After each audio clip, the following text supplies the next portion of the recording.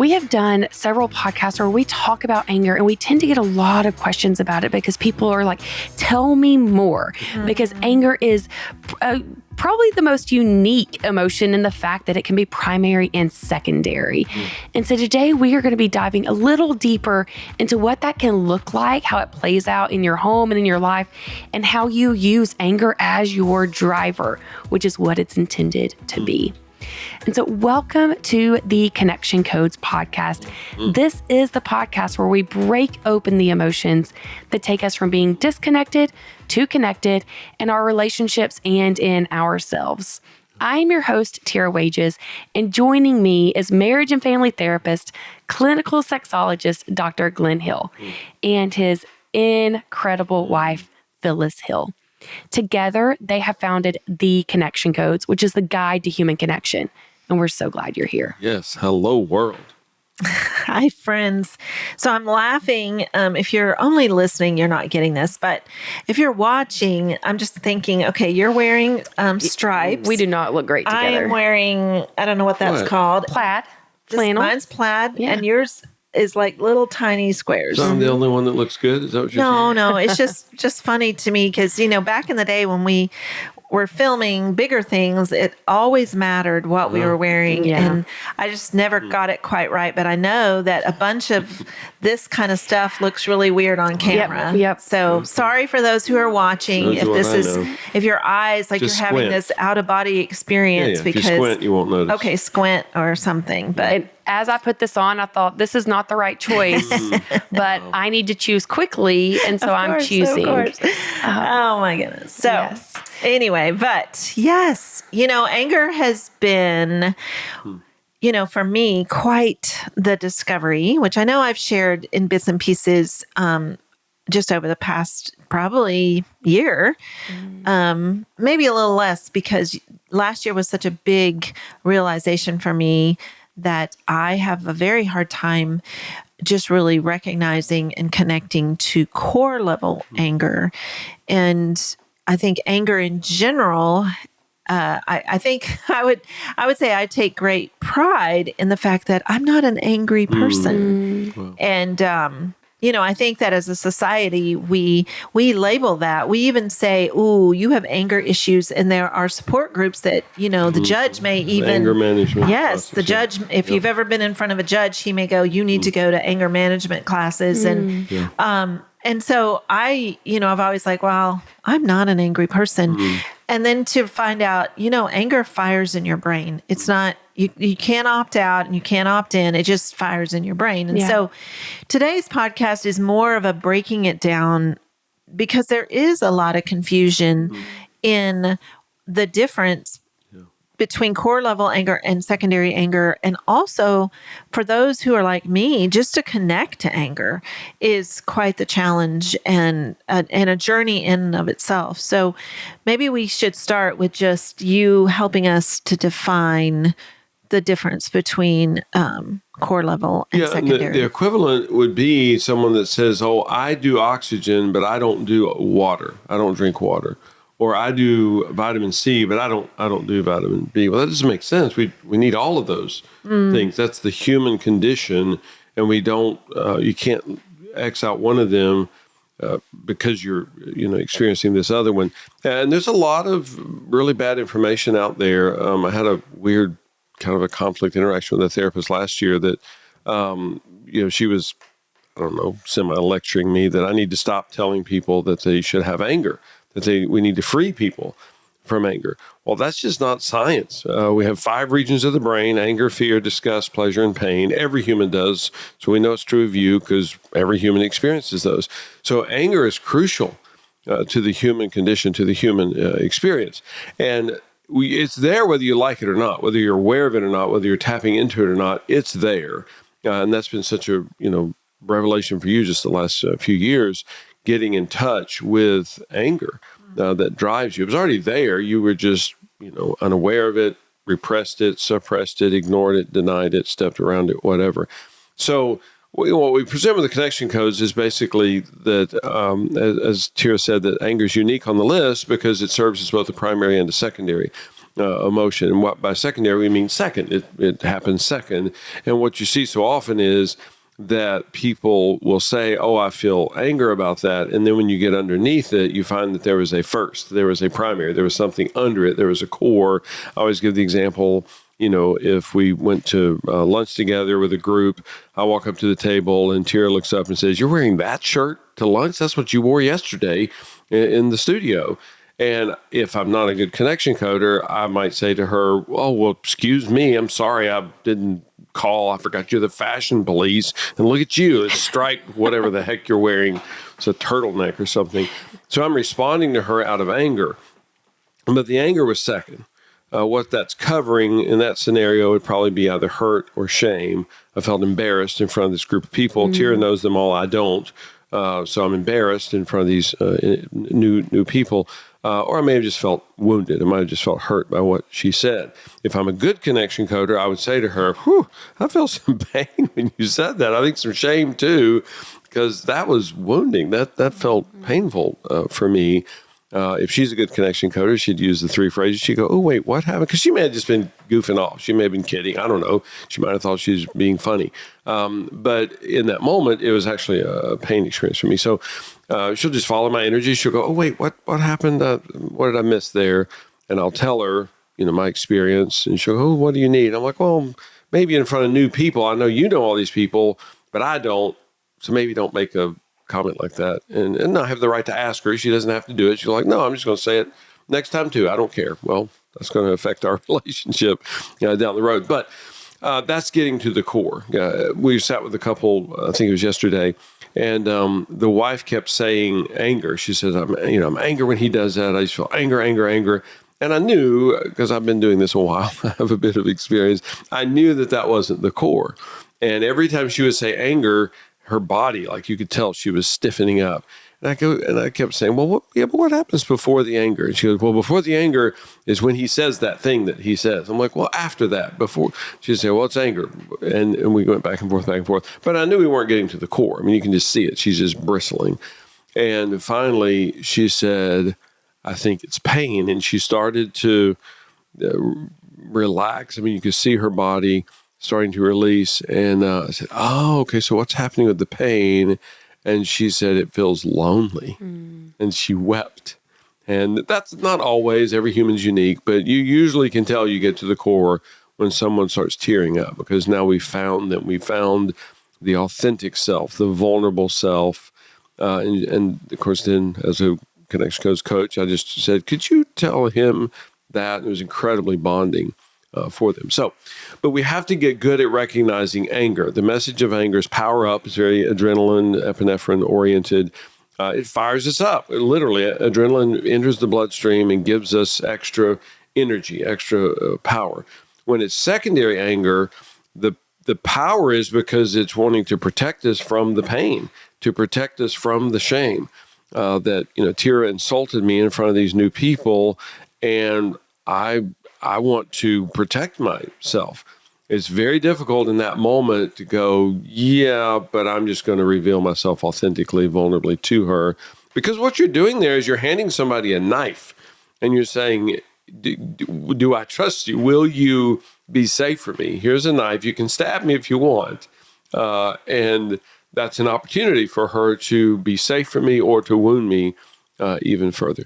So when we get that... Can you dive a little deeper into that? Because I'm scared people missed it. Which part? So where does the vulnerability... The vulnerability comes if you actually share the core. Right. The anger in that moment is your protector. It's keeping you safe. But if you reveal there's actually pain here, that feels like you're giving the knife to someone else. Right. Okay. Yeah, because I'm showing you me. Yeah. And now, I'm opening myself up. You have the opportunity to wound me even more. And yesterday with the couple, the wife did not want to share vulnerably. It was much easier for her to show him anger. And she would, yell at him, like literally yell. She'd fuss at him. She'd criticize him, tell him his idea was stupid. And they would never connect through that. But that's because it's secondary anger that's masking the loneliness that she experienced. She did not feel partnership in it. And it was amazing because he lit up whenever we got her to the core. he was so moved, and he'd been staring in the camera, and he turned to her. It was just wild. I love being a connection coach because it was wild to watch.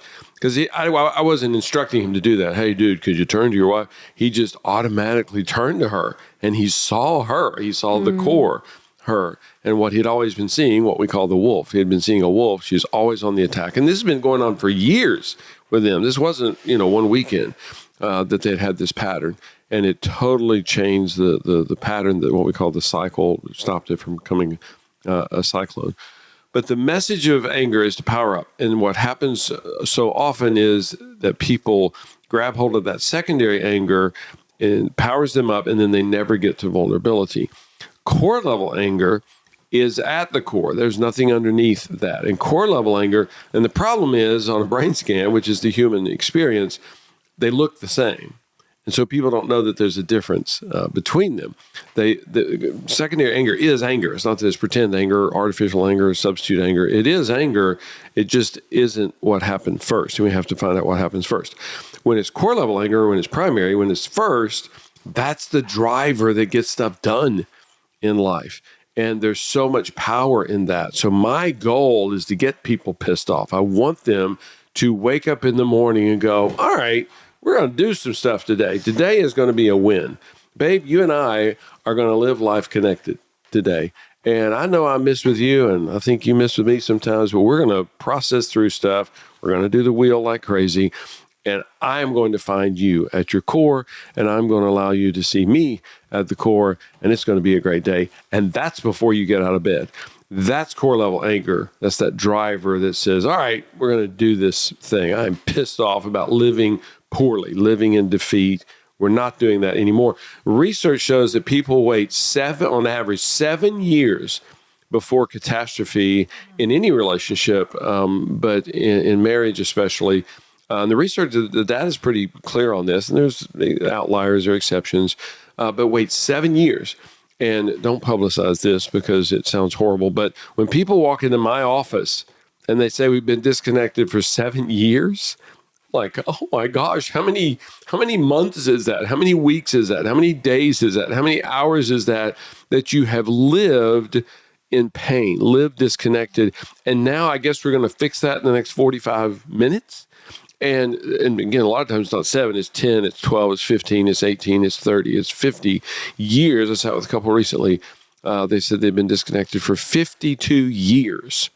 That's a long time. That's half a century. That is so overwhelming. I have a good poker face. I do my vocation well. But in that moment, I'm like, oh my gosh, really? We got half a century of damage to handle. And that's what I do. But I'm thinking, this would have been nice to get in on this 49 and a half years ago. When you're talking about like anger, secondary, primary, I think for me, it starts with asking myself, what is happening?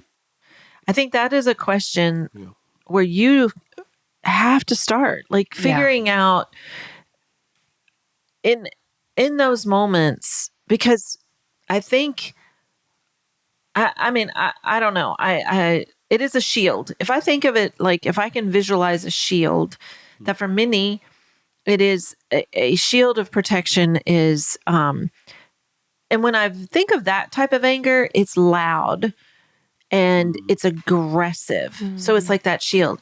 I was taught as a young child, the shield was quiet. So mine didn't look like aggressive anger. Wow. And it was the shield to protect me was be quiet, be invisible, and hide. I hid a lot as a child. And so I think that if you're listening and you identify yourself as just an angry person, to think of it as a shield of protection that you learned. And there's not a judgment on which shield is better. Shield of silence was mine. Shield of, when I think of anger, as far as you respond quickly, you say something quickly, you are loud quickly. Well, that is your shield. Mine looks different, and there's not a right or there's not a better in either of those, right? It's just a shield of protection. And to realize, okay, for the people in my life that you're trying to be in relationship with. Some of that shield of protection started in relationships maybe you didn't choose. Like if this started when you were a child, you didn't have a choice. You didn't choose the family that you were in. You were put in that family. You were born into that family or placed in that family. And so that shield started at some point.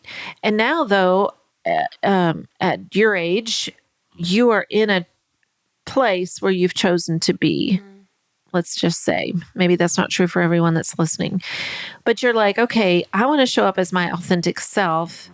And how in the world do I do that? And part of it is going back to what is happening with me? What is happening with me? Because being able to answer that for yourself and then show up in that space is really, really important.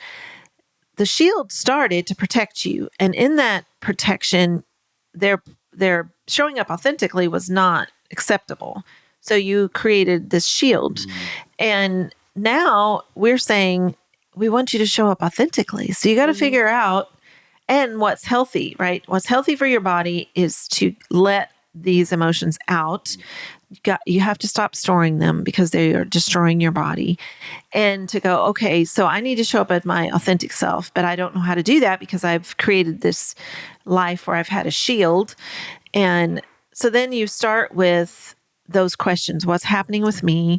And, for some of us, we have to do it almost like set your timer on the hour.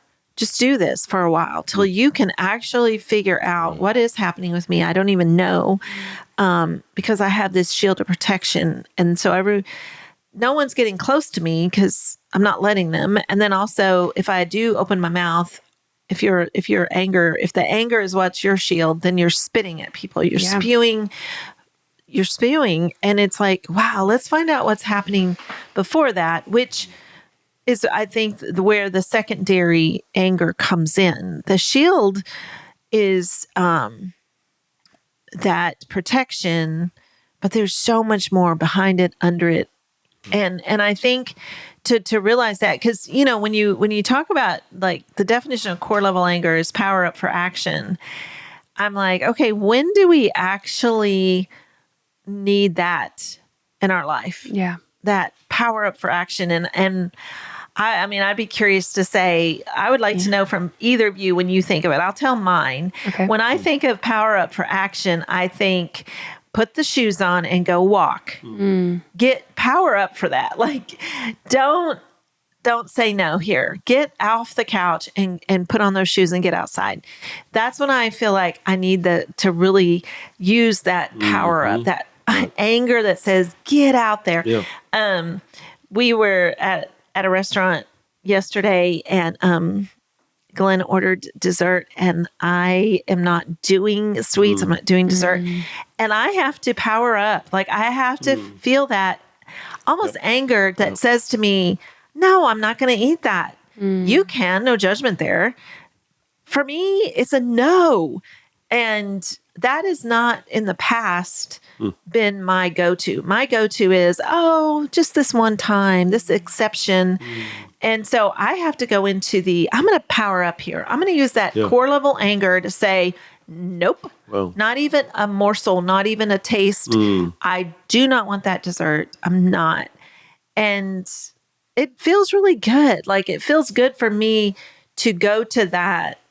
I'm going to power up for this. Yeah. I'm going to do this. Well, and even to hear you as you say that, even the intensity when you're like, no, that's power. That's you going, would I enjoy that? Is that a joy experience? We're going to do another podcast on the core level emotion of joy.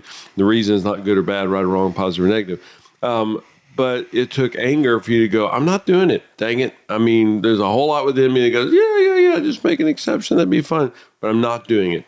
And even, again, as you share it, even your tone of voice, there's energy in it. Yeah, that's part of the human condition. We all need that. And many of us live defeated because we don't tap into core level anger that would push us. And even you talk about getting your shoes on and going out walking, you're like, oh my gosh, I've got to do this. Dang it. The whole day I've been going from task to task to task and getting stuff done, all of which are good. It's not that those are bad things.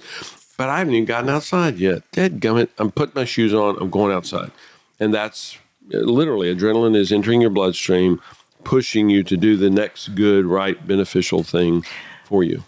Well, this is, I'm just realizing that, especially if you've been listening to all of our podcasts for the last 100 and something episodes, you know that a lot of what I shared last year was pain in my legs. And I tried all kinds of things last year and started this year by saying, okay, I'm going to eat very strictly, and it is non-inflammatory, mostly meat. And I have not been in pain this year. So for those of you who have followed that journey, I want to share that. But that takes a lot of core level anger to stick to that. And because I do find a lot of, I would say now that you mentioned joy, I do find a lot of joy in food, but I am in a place now of actually just core level anger over food. Core level anger that it matters what we put in our bodies. Like, oh my gosh. And how there is so many options that are so bad for me. And my body has really communicated that so clearly. And I feel anger around the whole topic because I'm like, oh my word. So all last year I tried all these different things, but I didn't want to do this one thing because, I have joy around food and I want options that I just didn't want to go down this road. But by January of this year, I was ready. I was like, okay, I'm ready. But man, I had to power up for action. I had to power up. I had to have that core level anger. I'm not doing this pain thing anymore. And all right, I will try the whole eliminate all this stuff out of my diet and eat a ton of meat. Okay, I did it. And I almost feel anger that the result is what it is. You were hoping it would Oh work. my gosh. Not going back to peppermint patties and Yes, Doritos. thank you. Absolutely. And now it's like, I'm with you, wow, babe. wow. That, it's such a mixture because I feel joy that I'm living pain-free, but then I'm also like, good grief. And I feel anger towards myself that I didn't do this sooner. But then I also just feel anger that it has to be about the food that we eat. And oh my word. Yeah. So I hear that. Yeah. Glenn, I am glad that you brought up that the adrenaline that's released with anger, because I think that is the positive anger. We get the adrenaline, so it pushes us to move, but it's also kind of the downfall of anger because when we're in our homes and we feel that secondary anger, that feels good. Like it feels good to fight. We get that adrenaline, like when Wes back in the day when we were fighting, that adrenaline would keep me going. And I can remember in 2017 when our marriage was falling apart and I was devastated and so sad and so hurt by him. But that anger kept me moving. I was a mom. I had no other choice but to show up for my kids every day. And it was the anger that got me out of bed. And I can remember at one point saying, like, I can't go to the sad. If I go to the sad, I'm just going to lay in bed all day, every day. I have to touch into that anger to keep going. But now being able to decipher it, that was secondary anger. I needed to process the sad. That didn't mean I needed to live in it, but I needed to process it so that anger we could heal. And I know heal, we just talked about what that is. So we could move forward together in a healthy relationship. Anger has been kind of my BFF out of all the emotions, which I wish joy was, but it really is anger. Wes has always said I'm a very passionate person. He says, I fell in love with you for your passion, but that passion is core level anger. That's what he is seeing. And I can touch it very quickly, which is positive in the fact that I take a lot of action. You know, I was processing something with you recently, and Phyllis was like, use that core level anger to drive you. Tap into that core level anger. But then the downfall of that is that secondary anger can hit very quickly for me. And so, Phyllis, I'm glad that you brought that up of when we realize we're in a moment and we feel that anger, to slow down and actually ask ourselves, what is happening with me? And I had a moment I may have shared, I don't think I've shared on the podcast, but Halloween, we had people coming to our house at 4:30. We throw the Halloween party. It's 4:00. I'm about to have 25 people walk in my house. And where is my husband? He's upstairs on his business call that's not done yet. And I was at my sink and I was flooded with anger. I mean, I was getting hot. And I don't do that with him. That's super rare for us nowadays. And I was starting to get a little snappy, and I even was like, man, this is the angriest I have been at your papa in a long time. Like, I was feeling it. And I took a breath and I slowed down. And I was like, what is actually happening here? Because I don't get angry at Wes anymore. I was like, oh, I'm feeling lots of sadness and really fear. I'm feeling a lot of fear that we're not going to be ready. People are going to show up, and the potato soup isn't done and the hot sandwiches aren't done yet. And I feel a lot of fear we're not going to be ready in time. And that fear, tapping into the sad, tapping into the fear, shift everything. If I had stayed in that anger zone, can you imagine what our Halloween would have been like? Us walking this neighborhood, him dressed like Dumbledore, me, Professor McGonagall, casting spells at each other and not the right kind. Like, we would have ruined our entire night if I had stayed in that anger zone and not slowed down. We talk about that so often, that power of slowing down and saying, what is actually happening? So then when he actually walks down the stairs from that business call, I can still process with him the sad that he wasn't off the call yet. He can process his guilt with me, but is prevented the right word? We completely derailed where we were not going to go down that old path we would have. We prevented a fight. We prevented the cycle from happening. And so that's what we talk about with using the core emotion wheel and tapping into our emotions. That's how we eliminate cycles before they begin. And it is possible. I know there are people that haven't practiced enough where you can really tap into those emotions yet. We are at a place where we eliminate arguments in our home because I can get past the anger now, which is my BFF, and find out what is really there so Wes and I can connect, even in moments where we're feeling pain with each other. Yeah. So can I guess something? I would love for you to. It's always dangerous to conjecture another human's experience. That's okay. You're safe with me. But my guess is there's loneliness in that. Oh, there was there were lots of emotions. Yeah. So the emotional pain of loneliness, and you're like, I'm not being partnered here, which is just a logistical fact. He's upstairs on a call. You're pretty desperately needing his partnership, needing his assistance. You know, when he comes down the stairs, for you to say to him, babe, pain, sad, lonely. If you show him anger, which you can mention that too, you go, feel anger, but I think it's masking the pain, the loneliness, the sadness, for him to use the three phrases, oh, what's happening? Like, babe, I need you. We got people walking in the door in 25 minutes and this isn't done, and that's not done. And I'm pretty desperate for your partnership. That is incredibly connecting. And I tell people all the time, if you never feel loneliness, because people are like, well, I don't want to feel loneliness. If you never feel loneliness, that means nobody matters to you. If Phyllis leaves, and is it tonight? Yeah. Tonight, she has an event that I'm not invited to. It's I don't even know what the heck it is. What are you doing? Doesn't matter. Anyway, she's doing something, and I'm not going. Well, I'm going to feel loneliness with her gone. That doesn't mean she doesn't go. But if I don't feel lonely without her, that means that she doesn't mean that much to me. Yeah. So good. I'm glad Glenn feels lonely with Phyllis gone. Awesome. Lonely's not good, bad, right, or wrong. It just is. Just gives me a message that something is missing. Well, it is. Oh, okay. Great. She's not going to be with me. I miss her. I feel lonely. Yeah. Good. I'm glad I do. I do want to talk about as well two more elements of this before we need to shift into the core emotion wheel, because we also, I want to point out that behavior and emotion are very different. This is conversations we've been having. I'm probably going to say that on the podcast a lot coming up because this is a big revelation for me.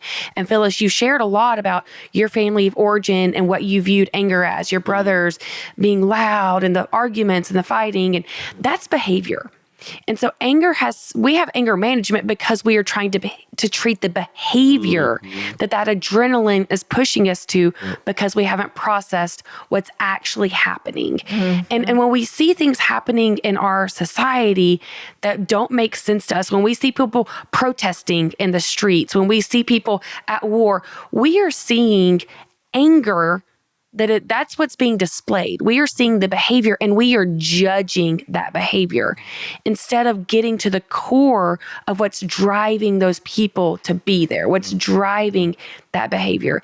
And so I want to encourage everyone, and when you are feeling anger yourself, not to judge yourself. And when you're seeing anger in others, not to judge their anger, but to realize that there is a drive happening in their body that we need to get curious about. Because it's not until we can get that curiosity that we can understand and connect with each other as a society. We are going into an election year. Let's just be honest. We're about to see a lot of anger. We're going to see a lot of secondary anger on our screens. We're going to see a lot of core level anger. We're going to have people voting out of anger. And we are going to be judging each other immensely based off of that anger we're seeing.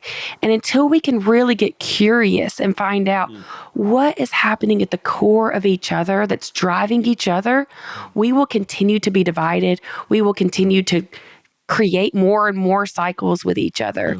So I just want to put that out that while we're talking about the anger in our home, we are having a lot of anger in our society, in our world that we genuinely think can be healed if we get to that core. Yeah. And we see the symptoms and we just address the symptoms. It's what we call CBT, cognitive behavioral therapy. We just observe the symptom. We observe the behavior, whether it's anger management or cultural things, societal things, worldwide things. And we just look at the symptom. We go, well, that's wrong. That's a problem. Well, I'm not arguing that it's not a problem, but let's use the three phrases and find out what is happening here. What are we missing? What are we missing? This individual is behaving in such a way that can't be successful, can't work, horrible idea. Well, that's true. Again, I'm not agreeing. I'm not condoning. I'm not putting a check mark beside. I'm not approving of the action, but I want to find out what happened before. I want to find out what pushed this terrible behavior. And this is true in, so many different areas. This is true with affairs. What we do in our culture is we go, well, she had an affair in April, and that's the problem. Well, that is a problem. I'm not saying that that's not a problem. That is not the problem. What was happening in March was the problem. And what we do, and I'm a marriage therapist. I'm a licensed marriage therapist. I was trained in this to deal with the symptom, to deal with it. We got to put, tracking devices on her phone. We got to give him, and it could be vice versa, whatever. We have to give him all of her passwords, and, he's going to check up on her and whatever. That's just managing the symptoms. Yeah. And we don't get to find out what's before, because I want to find out what happened in March, what happened in February that led to this disastrous decision. This is true at parenting. Find out what's happening with your kids. I'm not saying them pitching a fit is beneficial. I'm not agreeing with it. I'm not condoning it. We're going to do a podcast soon on our 4-year-old granddaughter, and just an amazing interaction that she had with her family, which was horrible and amazing. It was wonderful.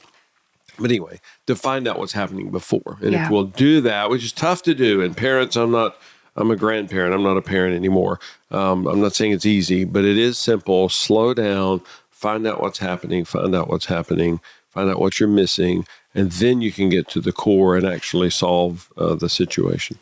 And I also want to say with that is for you to not be afraid of the anger, because it is your driver. Phyllis, I think that so many of us don't reach our health goals because we'll process a lot of shame of, I feel shame that I didn't eat properly yesterday. I feel shame because my body isn't where I want it to be health-wise.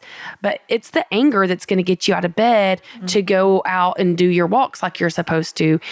For us as a team, I'm showing up here in this space because I feel a lot of anger that there are people that need help that they don't even know, or they're not utilizing that help.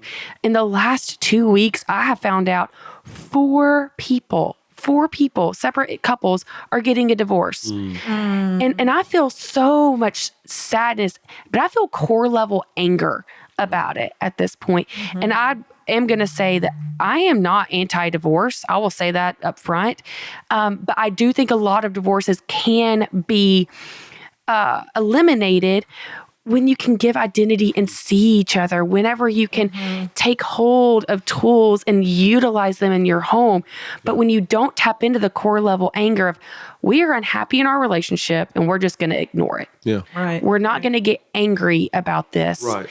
Yeah. That is where it's destructive. Well, I just wanted to say, and I'm totally with you on that, and I've had plenty of discussions about that. We are anti-divorce when divorce is the dissolution of the relationship. We're not anti-filing the paperwork. My gosh, these couples been divorced for 15 years, and now they're just going to file the paperwork. I'm not going to fuss at them about making it official. What I'm anti-divorce about is the 15 years ago, whenever they lost each other. And again, if marriage is about a relationship, divorce is the loss of that relationship. And what we've said culturally is, no, that doesn't matter. We just have to keep them living at the same address. That's all that matters. Are they connected? We have no idea. We don't even care.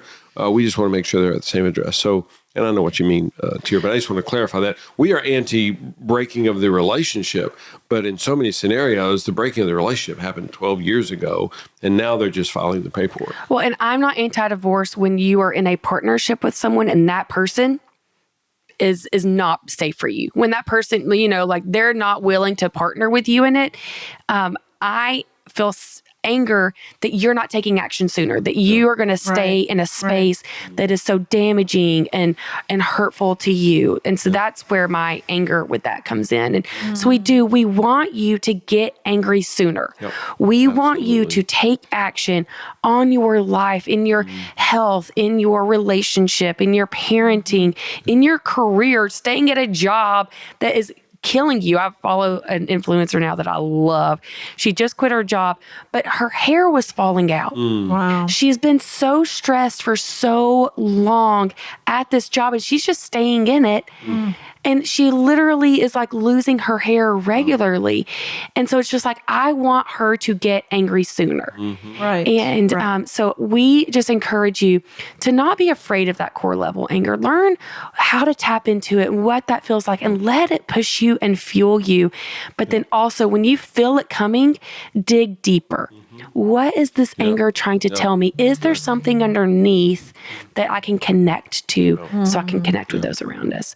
So now we are going to go into our core emotion wheel. And this is the 4-minute tool that actually does train our brains and our bodies on what those emotions feel like. So when you sense that anger coming and you pause and ask yourself, what's happening with me? You've now trained your brain to distinguish what it is you're feeling. And it takes 4 minutes a day if you do it with a partner, 2 minutes by yourself. And it is this simple tool that Dr. Glenn and Phyllis created to help us just move forward and connect in our lives. Yeah. So good. How about if you and I do it? Oh, I would love to do it with you. Okay. All right, I'll go first. That'll give you a minute to pull it up.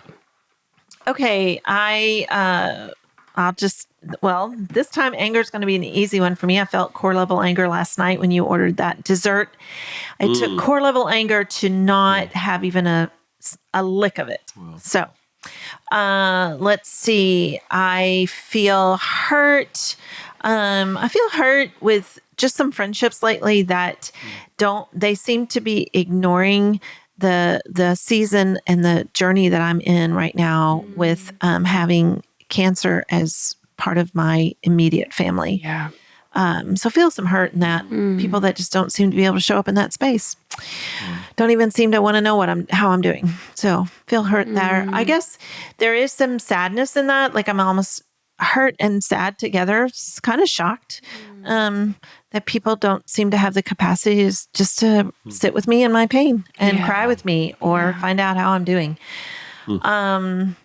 Lonely. I think we're getting ready to go on a trip, and I feel some lonely in just trying to pull everything together. I'm the I don't know, the mama bear of the whole family. There's probably other words for that. And I know that because it's a family beach trip that a lot of it falls on me. So a little bit of lonely in that. A lot of joy that we're getting to go to the beach. Love the beach, and just always love it when the family, my kids can come and grandkids can show up in those times. It's so fun. Let's see. Fear. I think there is some fear just of me having the capacity to take care of everyone's needs, but not to forget about my own. And, don't want to burn out or just crash physically because I'm taking care of everybody else's needs. Do feel probably some guilt and shame in just that space of navigating. I feel just guilt if I don't show up and take care of everybody else's needs. Feel some shame, like I'm not capable or good enough to do that. And so just trying to figure out the balance of that so that I'm also not ignoring myself. So I think that was all 8. Thank you. I know. I was trying to fly through. You did great. I'll try to match that. Okay. I feel anger because I have people in my life that know what I'm doing, that need the tools. They tell me all the time how deep in pain they are. And I'm like waving a flag over here telling them, but they won't invest. And I feel core level anger about that. Wow. I feel shame about that too, because it's like, okay, the messaging is not hitting for people. We have we have a lot of podcast listeners who are not investing in actually learning the tools and applying them to their lives. So I feel shame of what am I missing? What am I not conveying for people to actually take that next step to use these tools, not just hear them, but to invest in them and use them. Feel guilt because last night I had a kid, didn't want to go to baseball practice. We need to go to baseball practice. And my secondary anger tapped in. And I feel guilt because I did not respond to him. I didn't follow his energy for long enough because we were about to be late. So I prioritized the lateness over connection with him. So I feel guilt over that. I feel fear that, I guess my fear right now is just that I'm never going to get it right with this, and that we're just going to, I don't know, continue to skate by or trickle out because I'm not going to be able to convey to people the power of what this can actually do in their home to make them move to action, and the people won't tap into their core level anger. They'll just continue to float in their yuck that they're in. Wow. I feel lonely I feel lonely. Wes and I have not been with each other the last 3 days. And so I just miss him really bad. And we both have so much going on in our lives. So we haven't connected deeply. I feel sad.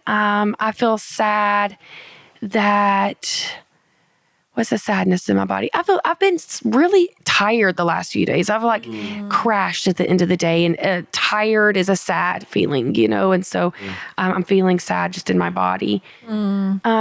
Hurt that, I think hurt at my kid last night. He was so mean to me, and it really hurt my feelings. Which I didn't follow his energy, but I feel hurt by that.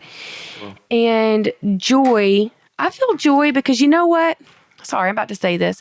Even if nobody else ever buys our course and we go out of business one day because it's just not working and that's on them, I feel joy because I got it. I feel joy because even if that was the only thing, my life is, Wes and I haven't seen each other in 3 days and we are good. And I feel so much joy that my marriage is better. It's better than anybody's.